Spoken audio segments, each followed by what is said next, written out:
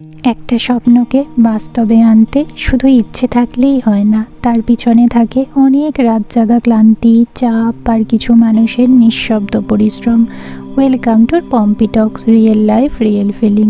আজকে জানো তো, ভাবলাম তোমাদের সাথে দারুচিনির পিছনের কিছু ছোট্ট ছোট্ট গল্প শেয়ার করি। দারুচিনি শুরু হওয়ার গল্পটা শুনতে হয়তো খুব সুন্দর লাগে, কিন্তু সত্যি বলতে এই জার্নিটা আমাদের অনেক কিছু শিখিয়েছে। এই ফিল্ডে না নামলে হয়তো কখনো বুঝতেই পারতাম না একটা ছোট্ট স্বপ্নকে বাস্তব করতে কতটা ধৈর্য, একাগ্রতার পরিশ্রম লাগে।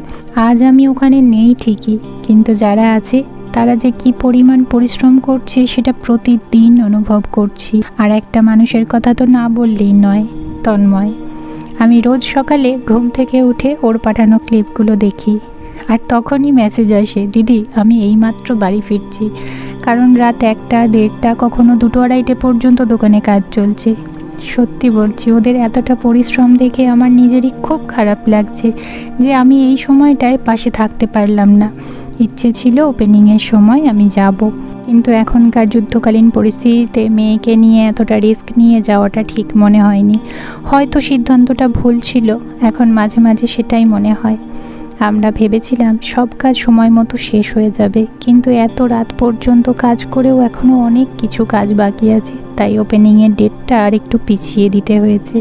নতুন ডেটটা এখনও ফিক্স করিনি, তবে খুব তাড়াতাড়ি তোমাদের সবার সাথে সেই স্পেশাল দিনটা শেয়ার করব। আর একটা কথা, দারুচিনি শুধু একটা রেস্টুরেন্ট না, এটা আমাদের অনেকটা ইমোশন, অনেকটা ভালোবাসা আর কিছু মানুষের অক্লান্ত পরিশ্রমের গল্প।